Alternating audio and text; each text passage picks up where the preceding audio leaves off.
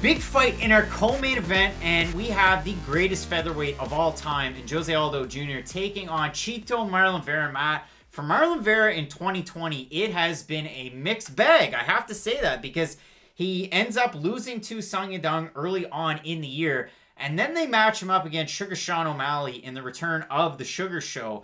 And it was a huge fight. Everybody was looking forward to it. A lot of people picked Sean O'Malley to win. The Fight Night Picks guys picked Sean O'Malley to win. And Marlon Vera went out there and broke him.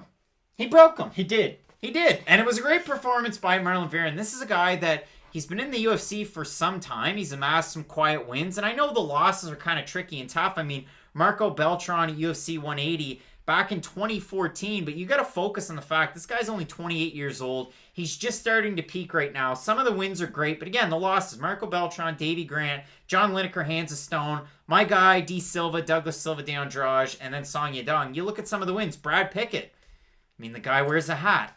Brian Kelleher. He finished him. And it wasn't, and not to interrupt, but it wasn't just Brad Pickett. They actually gave Marlon Vera to Brad Pickett for Brad Pickett's retirement fight. He went out there and head kicked him in his hometown. And one of the saddest farewells I've ever seen in MMA. So shout out to Brad Pickett. Brad Pickett, you see him sometimes. I mean, we saw him at Cage Warriors here recently. He corners Nathaniel Wood. Yeah, he corners Nathaniel Wood. A lot of fighters out of the British top team. But you look at Marlon Vera's career, and there's been a lot of finishes. I know he went on that great big streak.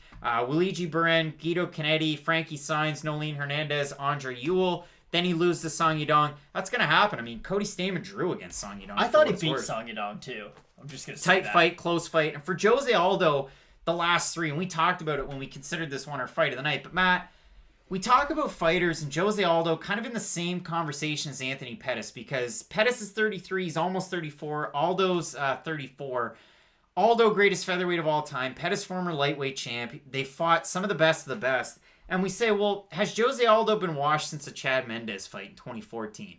I would argue no, because if you look at the losses, McGregor, Holloway, Volkanovski, Moraes, and Petr Yan. All-timers. And I mean, Petr Yan's on the cusp. Marlon Moraes, World Series of Fighting all-timer. And Alexander Volkanovski really coming into his own at 145 pounds. Conor McGregor today on Monday was a pound-for-pound number one in the UFC in 2020. So take that for what it's worth. And then you look at the wins. Frankie Edgar, Jeremy Stevens, that was an awesome win. Hanato Moicano, another awesome win. Fiziev had his number here recently. But Jose Aldo, although that fifth round against Petr Yan wasn't overly competitive, everything else somewhat has been. Oh, 100%. And again, you're not going to get me talking bad about Jose Aldo. Jose Aldo, ever since I first started watching MMA, been one of my favorite fighters because you know what you're going to get with a Jose Aldo fight. Some of the best Muay Thai in all of MMA. It has been a little odd, though, ever since the Ricardo Lamas fight. Much more in love with his hands, much more boxing heavy. He will throw the leg kick, and that's been a weird narrative throughout his career, and no one really knows why. Some people say that could it be he has foot injuries or leg injuries. I really think for Jose Aldo, the reason he doesn't kick as much as he used to comes down to cardio. And for Aldo, cardio has always been this weird question mark around his career, and sometimes it's not an issue at all, and then other times he does fade quite heavily as the fight progresses, and the Petr Yan fight's a really good example of that. He's doing great early on, he's landing the leg kick, he's forcing Yan to switch stances, and you're like, wow, he's really making Yan dig deep in this fight. I assumed Yan would just kind of run over him. But as that fight progresses, in the fourth round, you can tell, okay, Jan's got his timing, and Aldo's getting tired. He just sort of kept on. He's like erosion at a beach. It just kind of never stops. It's just gradual. That's the problem that Petr Yan gave to Jose Aldo. I think the tide normally causes that. People go with the tide. The tide. Normally, he is just such a grimy fighter. And for Jose Aldo, it's weird. Marlon Vera is the first sort of drop down in his level of competition in his whole UFC run. It's been a while since we have seen Jose Aldo against a guy in that 10 to 15 range.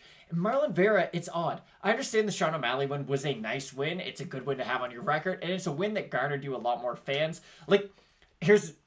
After he beat Sean O'Malley, you see down in Colombia, in Ecuador, there's billboards with Marlon Vera on them now. He's a big star regionally, and I do think the UFC is trying to capitalize on that. And with a win over Jose Aldo, if you thought beating Sean O'Malley made you famous, beating Jose Aldo is going to do that tenfold. So it's a really interesting matchup, and a matchup that we haven't seen Jose Aldo in a very long time. Matt out here just yelling at kids. Get off the dunes, kids. You're going to cause erosion at the beach. Don't ruin the dunes. But Matt, I look at this fight, and I mean, for Jose Aldo, yes, he's lost his last three fights.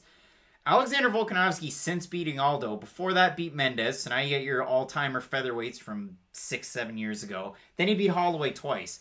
Marlon Moraes lost that fight by split, and yeah, it is what it is, mixed bag, and he's fighting Rob Font on this card, but that's a good fighter. And Petr Yan, again, one of my guys from ACB, but he's looked amazing in the UFC. Maybe the Jinsu Sun fight's the only one where he might have got tagged, or even the fight against John Dodson recently released. Hopefully he finds his footing somewhere. Maybe a one championship, maybe even Combate. That'd be a really good spot for him, but I digress. In this fight, it is very competitive now. If Marlon Vera is going to get a win in this fight, I would expect him to really bring everything that Marlon Vera has. Do exactly what he did in the Sean O'Malley fight. Start just chopping some of those kicks. I would think. Because if you want to get in boxing range with Jose Aldo, look at Hook City to the body. This guy's absolutely deadly in short range. So I do agree with part of that. The issue is, if you stand in kicking range with Aldo and you start kicking his leg, he's going to do that to you. And you beat Sean O'Malley because you hit a very specific nerve in the lower part of his calf, and then of course the ground and pound was nice.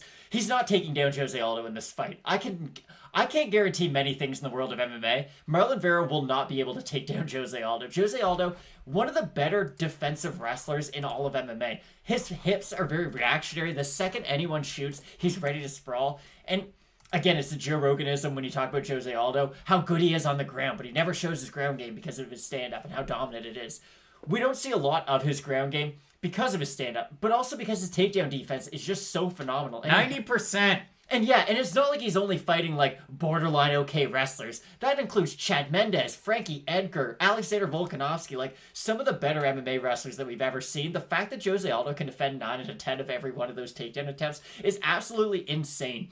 It's very odd when I try to think about how Marlon Vera beats Jose Aldo, though.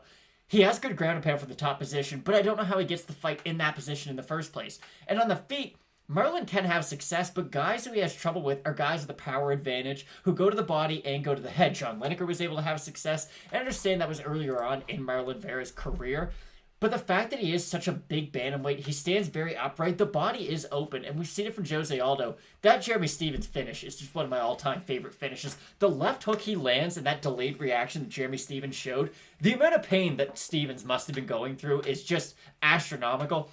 I really like Jose Aldo in this fight. I love his kicks. I love his boxing. I really like the power that he brings into this fight, too. And when you look at the guys who've given him trouble, especially down at 135, okay, Marlon does a lot of what he does. They're very similar fighters. So, okay, you basically fought Marlon Moraes to a draw. Let's just call it that. It was a close fight. And then Petr Yan, who has a very unique boxing style, who will kind of wait. He's similar to Floyd Mayweather in that aspect where he's not just going to go out there and throw a ton of punches. He'll wait. He's very defensively sound. And then once he does get a good read on his opponent, he sort of hits that kill switch. And from that moment on, there's no going back. That's the real scary Petr Yan.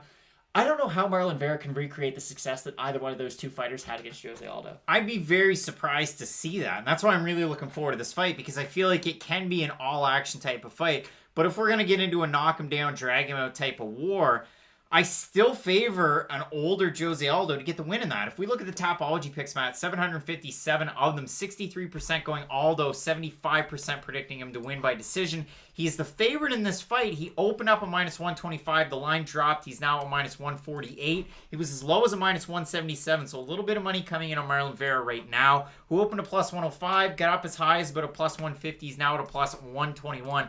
I'm in agreement. I mean, Jose Aldo, well, he has lost those 3 fights in a row. Volkanovski, it's going to be tough. He's pretty good. It's going to be tough. Marlon Moraes, again, I thought that Marlon won the fight. You can make an argument as to Aldo winning the fight. He ended up getting a title shot because Dana White does Dana White stuff. And in the Petr Yan fight, yeah, he lost that fight, but bad.